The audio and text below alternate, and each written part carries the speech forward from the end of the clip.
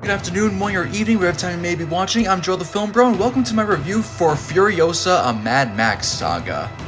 Well, it's been almost 10 years since the epicness that was Mad Max Fury Road. Wow, can't believe it's been that long.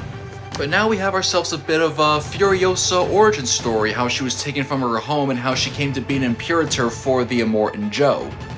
First and foremost, we have two different actors portraying Furiosa in this movie. For the first 45 minutes to an hour, we have Alila Brown as Furiosa, and she's just great. She does a really good job of portraying this younger, kind of more innocent version of Furiosa, which makes it even more sad when she's forced to endure all the gruesomeness and the horror of the wasteland.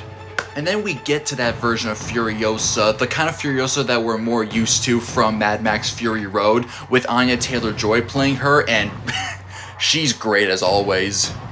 As is typical with a Mad Max movie, our main character isn't really at the forefront of the story. She doesn't really have that many lines, but I tell you, when Anya Taylor-Joy does speak as Furiosa, it literally sounds just like Charlize Theron. It's amazing how perfect of casting this was.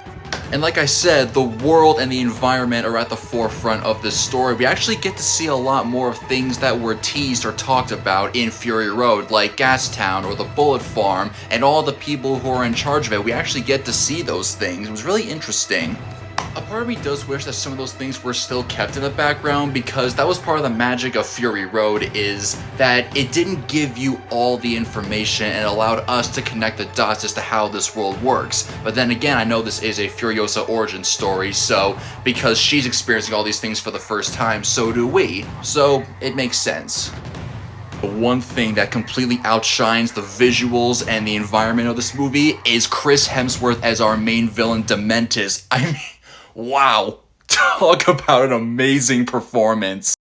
Chris Hemsworth completely steals every scene that he is in. He chews up the scenery like he's at an all-you-can-eat buffet. It is so much fun to watch.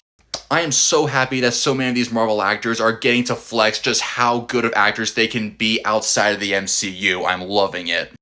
My one major complaint I do have with this movie is that I feel like we should have gotten more time spent between Furiosa and the wives of Immortan Joe, because that was like the main driving force behind the action and the conflict in Fury Road. But like I said, it is a Mad Max movie, so certain things are going to be alluded to or not shown completely, and maybe on a rewatch I'll be less critical of that. Thanks for watching, you guys. Be sure to leave all thoughts, questions, and hate mail in the comments. Show the like button some love by smashing it. And if you like the content I put out there, be sure to subscribe. Thanks for watching, and I will see you next time.